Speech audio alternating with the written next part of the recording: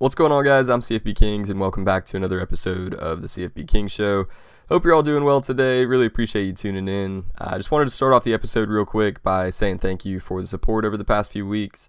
The channel has grown a ton lately, and it's been a lot of fun to get to interact with a bunch of new people. So if you like what you hear today or in any of the other episodes, make sure to subscribe, share it with your friends, post it on Twitter, post it on a message board. All that makes a big difference. So I really appreciate it. But let's get right into today's episode.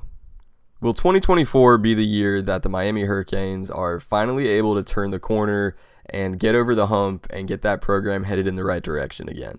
I happen to think that it just might be, and that this fall will be the best team that they've had down in South Florida in quite some time. I think Miami will not only be a player in the ACC championship conversation, but also in the college football playoff discussions deep into the season this fall. In 2023, Miami went 7-6, but I sort of view them as an 8-win team. Their first loss of the season came when they played Georgia Tech, which was a pretty normal game up until the last 30 seconds when it turned into one of the craziest finishes in college football history. If you forgot or somehow just never saw it last season, Miami was up by 3 with 34 seconds remaining in the game against the Yellow Jackets. It was third down. They snapped the ball with 34 seconds. Georgia Tech had no timeouts, so it's not like Miami even needed to get a first down in order to seal it. It was mathematically over if the Canes just took a knee. But instead, they decided to hand off. The running back went right up the middle, right to where everybody is, has the ball stripped, and Georgia Tech recovered with 26 seconds left. Quarterback Haynes King then led the Yellow Jackets on a 4-play, 74-yard touchdown drive that took 25 seconds, and they went up 23-20 and defeated Miami. It was one of the biggest collapses, one of the biggest coaching errors in all of college football history, really, certainly the biggest of the 2024 season. They mathematically had the game won if they caught the snap and took a knee. And even the announcers for the game, Wes Durham and Tim Hasselbeck of the ACC Network, were voicing their confusion and basically straight up said, "I don't know what they're doing on the field." It was pretty crazy. But despite that very questionable decision to not just kneel it, something that got lost in the craziness of that game was that running back Don Chaney was pretty clearly down before the Georgia Tech defender stripped it out, in my opinion. I remember seeing this live and being shocked that the call stood, and I tweeted this video out, which I think shows that Chaney's elbow is on the ground before the ball comes loose, and had it been ruled that he was down, the clock would have run out anyway because Georgia Tech had no timeouts left. The ESPN win probability indicator gave Miami a 99.9% chance to win that game in the final minute, as you can probably imagine, because they pretty much had it won. But so whether it be because they had the game won if they just took a knee, or had the game won anyway with Chaney's elbow down, the Canes really should have had that game, and it took one of the biggest collapses ever and even a missed call for them not to win. In that loss, and almost all of their other losses, they were very similar to the last team that I previewed, Texas Tech, in the fact that they were severely turnover prone all throughout the season, and those turnovers cost them several games, most notably that Georgia Tech fumble. They lost by 10 on the road to Drake May and number 12 North Carolina, and in that game they were -4 in the turnover margin. They were at the North Carolina 1-yard line and fumbled into the end zone, recovered by UNC. They dropped a snap in North Carolina territory that the Tar Heels recovered as well. They threw an interception at their own 23-yard line. North Carolina scored 3 plays later. They turned it over on downs in North Carolina territory, and they finished the game with an interception at the UNC 5-yard line as time expired. Against NC State, they lost by 14 while outgaining the Wolfpack by 61 yards and 7 first downs, but they were -2 in the turnover margin with an interception in the end zone that was down for a touchback, a fumble at their own 15, a turnover on downs at the NC State 3-yard line, and an interception at their own 33-yard line. So they also missed a field goal in that game, and it was just all around a very mistake-filled game. Against number 4 Florida State, Miami lost by 7 on the road. They outgained the Noles by a few yards, but again were negative in the turnover margin. That one turnover was an interception at the FSU 35-yard line that pretty much sealed the game for the Noles. One major thing about this game that could have flipped it in Miami's favor was a sack that should have been a safety right before halftime. Miami's Wesley Bissainthe tackled Jordan Travis, and it very much appeared like he was in the end zone for a safety, but was marked just out of the end zone at the 1 yard line. So they probably should have had those 2 points for a safety and then gotten the ball with 1:56 left before halftime. In reality, though, FSU ran a couple more plays and took about 20 seconds off the clock before punting to Miami, and the Canes then kicked a field goal as time expired to end the half. Against number 10 Louisville, they lost 38-31. The Canes turned the ball over on downs at the Louisville 3 yard line when they had a chance to tie the game with 1.5 minutes left. In their bowl game against Rutgers, the Canes again lost by 7. They played that game with their third-string quarterback, Ja'Curry Brown. With 5 minutes left in the third quarter of that game, Miami was up 17-14 before they had a punt blocked that was recovered in the end zone for a touchdown, which ended up being the difference in the game. So they finished with 6 losses. 4 of them were by 1 possession. 3 of them were to top 15 teams at the time of the game, and 1 was with their third-string quarterback in the bowl game, and then the Georgia Tech one really shouldn't have been a loss. No matter how you look at it, they should have taken the knee, but even with running it up the middle, it still very much appeared like Chaney's elbow was down and that the clock should have run out anyway. So 7-6, could have been 8-5, but all around just not the season that the Canes were looking for last year. In their wins, they beat Miami, Ohio by 35. They beat number 23 Texas A&M by 15. They beat their FCS opponent Bethune-Cookman by 41 and Temple by 34. They actually started 4-0, which was pretty solid, but they beat Clemson by 8 in double overtime. They beat Virginia by 3 in overtime and beat Boston College by 25. In 2024, the Hurricanes will play Florida on the road, Florida A&M, Ball State, USF on the road, Virginia Tech, Cal on the road, Louisville on the road, Florida State, Duke, Georgia Tech on the road, Wake Forest, and will wrap up on the road at Syracuse. Their schedule is ranked as the 53rd toughest according to the ESPN FPI, and it's a schedule that I think they can manage this year.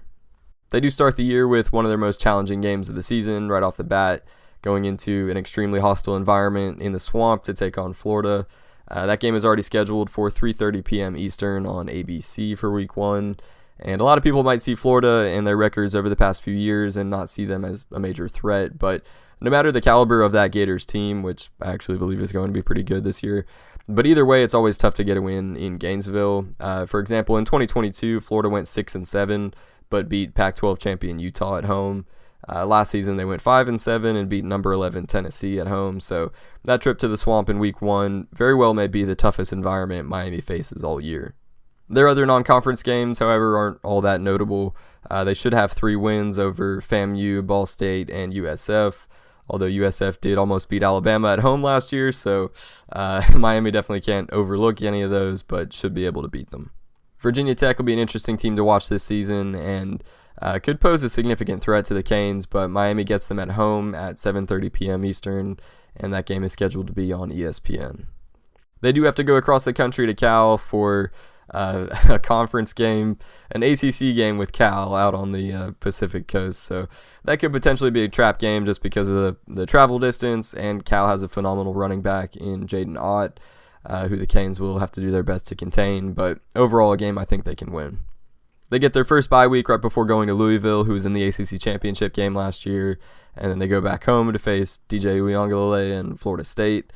That midseason group of Virginia Tech, crossing the country to play Cal, at Louisville, and then home against reigning ACC champion Florida State is really where I think their 2024 season will be shaped.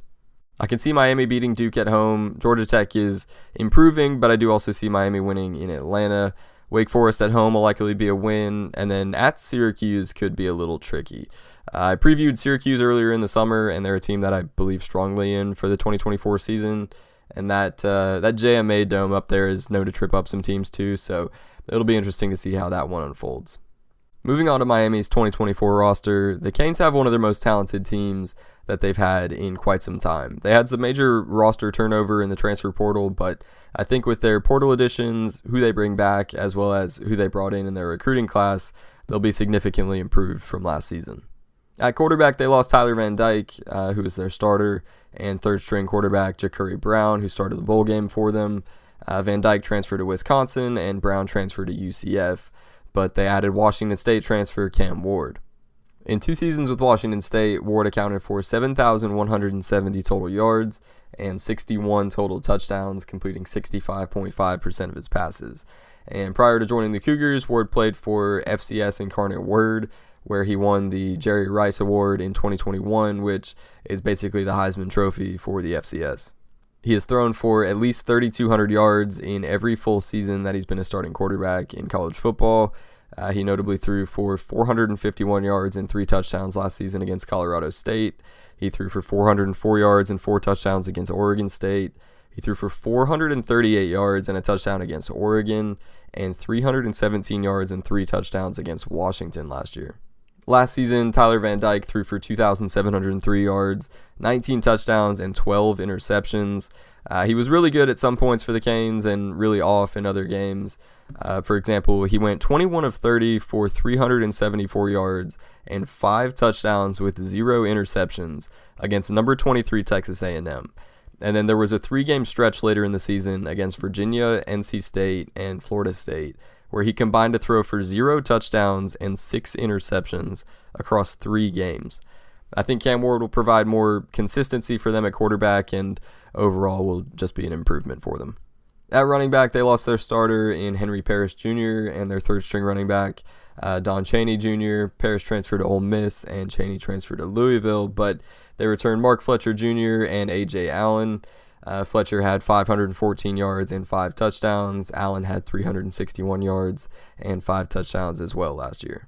In the portal, they landed Oregon State transfer Damian Martinez, who will likely be their starter this year. Martinez accounted for 1,185 yards and 9 touchdowns last season, averaging 6.1 yards per carry.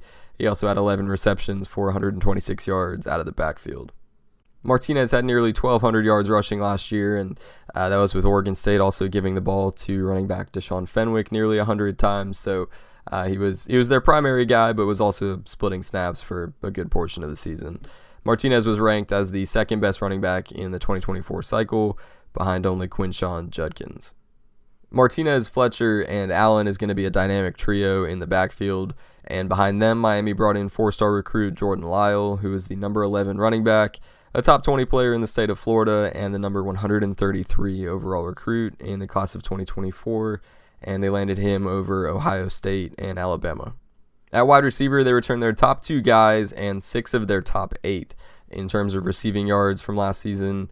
They lost Colby Young, who transferred to Georgia, and Brashard Smith, who transferred to SMU, but they returned wide receivers 1, 2, 5, 6, 7, and 8 in Xavier Restrepo, Jacoby George, Isaiah Horton, tight end Riley Williams, running back Mark Fletcher, and tight end Cam McCormick. So they return over 2,000 receiving yards and 14 touchdowns just between Restrepo and George. And then they added Houston transfer Sam Brown, who had 62 receptions for 815 yards and 3 touchdowns last season for the Cougars, averaging 13.1 yards per catch. Then they're bringing in 3 4-star wide receiver recruits in JoJo Trader, Nye Carr, and Chance Robinson. Trader was the number 9 wide receiver, the number 9 player in Florida, and number 42 overall recruit in the class of 2024, according to 24/7. Carr was the number 15 wide receiver, number 11 player in Georgia, and number 67 overall recruit.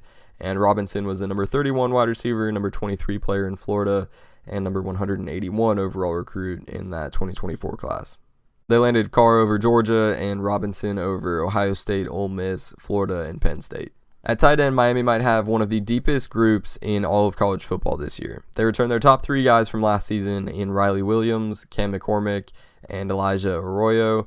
Arroyo was hurt for basically all of last season. He had 1 reception, so they get him back with the other 2. Then McCormick, if you aren't familiar with his story, he's one of the oldest players in college football, and this will be his 9th season as a college football player.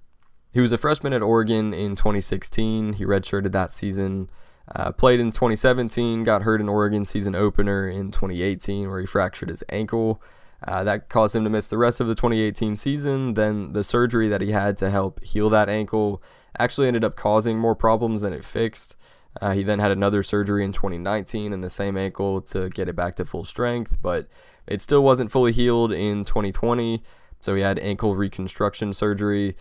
He got that ankle finally healed up in 2021, and then in the second game of the 2021 season, he tore his Achilles.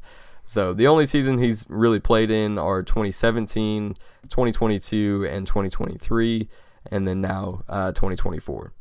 Then Riley Williams, he was their leader in receiving yards among the tight end group last year, and he's back as well. They also brought in 4-star tight end recruit Elijah Lofton, who is the number 10 tight end, the number 1 player in Nevada, and the number 181 recruit in the class of 2024. On the offensive line, they returned Jalen Rivers, Inez Cooper, Francis Maminoa, and Samson Okunlola, and added 4-star JUCO commit Markel Bell, who is 6'9", 340.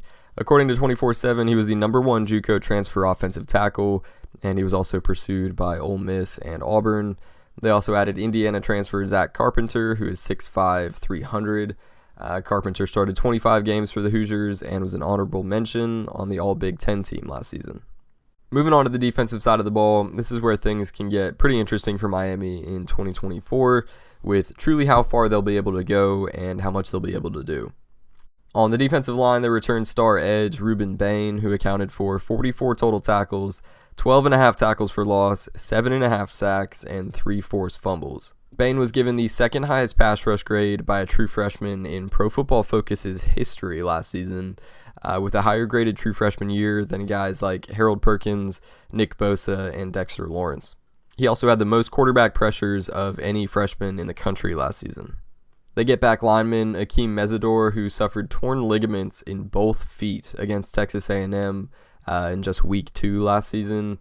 In 2022, Mesidor accounted for 38 total tackles, 10.5 tackles for loss, and 7 sacks. And prior to joining Miami, he was a star for West Virginia, where he accounted for 70 total tackles, 14.5 tackles for loss, and 9.5 sacks in 2 seasons. So he'll be a major piece to get back and pair with Ruben Bain and Tyler Barron. Barron transferred to Miami from Tennessee, where he accounted for 28 total tackles, 10.5 tackles for loss, 6 sacks, and a scoop and score touchdown last season. Barron was one of the most pursued edges in the transfer portal, and he was committed to Ole Miss and Louisville before finally choosing Miami. They added Simeon Barrow Jr., a transfer tackle from Michigan State, as well as C.J. Clark, a transfer tackle from NC State. Barrow had 5.5 tackles for loss and 3 sacks last year, and Clark had 4 tackles for loss and a sack for the Wolfpack last season. The Miami edge/linebacker group is going to be one of the best in the country this season, if not the best. In addition to Bain and Barron, the Canes also have Wesley Besaint, who accounted for 44 total tackles, 6.5 tackles for loss, and 2 sacks last year, as well as Francisco Maminoa, who led the team in tackles with 82 and had 18 tackles for loss, 7.5 sacks, an interception, and 2 forced fumbles. One of the most dynamic playmakers in all of college football, and the brother of offensive lineman Francis Maminoa. So Francis and Francisco, they're both major pieces for this Miami team in 2024. They also brought in Elijah Alston, a transfer edge from Marshall, who had 45 total tackles, 11.5 tackles for loss, 6 sacks, and an 85-yard pick six, as well as 2 forced fumbles last season for the Thundering Herd. In the secondary, they're adding Washington transfer DB Michelle Powell. He played a massive role for the Huskies last season when he had a 90-yard pick six against Arizona State when Washington was trailing late in the fourth quarter. So their Pac-12 championship hopes were saved, their college football playoff hopes were saved, and ultimately their run to the national championship game was largely in part due to Powell's play. They're also adding corner Dione Hill from Marshall, Isaiah Taylor from Arizona, and Savion Riley from Vanderbilt, all very talented guys.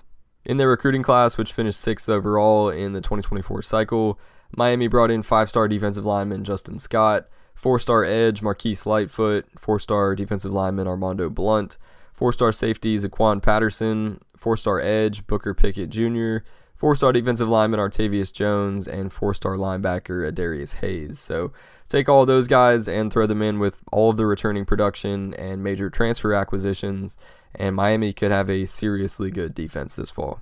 One other major piece that Miami brings back is kicker Andres Borregales, who very well may be the best kicker in all of college football this season. He was first-team All-ACC last year and was a finalist for the Lou Groza Award, which is given to the best kicker in the country every year. And that's a big deal, too, having a guy like that who I think went 4 of 5 on field goals over 50 yards last season. So a very underrated weapon and one that doesn't get talked about that much. Going back to the schedule, in these previews, I like to kind of list it off at the beginning, then go through the roster and all the improvements that they've made, and then go back and look at the schedule again with that new perception of them in mind. Week 1 will be very pivotal for program momentum, the overall feel around Miami football, and I think the trajectory of Miami's season. And that's not to say that if they lose, they'll fall apart, but obviously a Week 1 loss to a rival doesn't help morale or the resume for an at-large CFP spot. Do I think they can beat Florida? Yes, I think there's a scenario where Cam Ward and Damian Martinez click and light up the scoreboard, and Bain and Barron and Besaint and Maui Noah just get the better of the Florida offense, and the Canes get out of there with a win. Do I think the Swamp might have something to say about the outcome of the game? Absolutely. Like I said toward the beginning, no matter what Florida turns out to be this season, that environment frequently wins games for them. That's one of those early season games that I think we'll be looking back at in November that will have major implications, not only just for Florida and Miami seasons, of course, but for college football as a whole in 2024. I think Miami will beat FAMU and Ball State. USF showed themselves to be formidable against the team that won the SEC last year and who made it to the college football playoffs, so Miami definitely can't overlook the Bulls, but I do think they'll win that one as well. Another major pivot point in the season is that game against Virginia Tech. Their first ACC game, their first primetime game. The Hokies have some serious hopes for this season that they haven't had in that program for quite a while, pretty similar to Miami. Kyron Drones and Cam Ward are pretty similar at quarterback. It'll be interesting to see that battle, and that'll be a major game for both programs. Then down the stretch, at Cal could be tricky because of all the traveling, and Cal actually does have a solid team this year, but I think Miami can win that one. Louisville and Florida State will both be challenging, both participants in the ACC championship last year, but they at least do get FSU at home. Then Duke, Georgia Tech, Wake Forest, Syracuse. I think there's a world where Miami can finish with 10 wins this season, especially if they are able to make it out of Gainesville with a win and get past Virginia Tech. I think the ACC championship and 12-team college football playoff are both in play for Miami this season. I wouldn't be surprised if they dropped one to Florida State, or maybe got upset in a letdown spot at Georgia Tech, or they lose on the road at Syracuse or something. It's college football and things like that happen all the time, but I think the potential for a 10-plus win season is definitely there for Miami in 2024. In 2017, Miami went 10-1 in the regular season and then lost by 35 to Clemson in the ACC championship game, but was still ranked number 10 following that conference title game. So if we had a 12-team college football playoff in 2017, the Canes would have already had an appearance in it.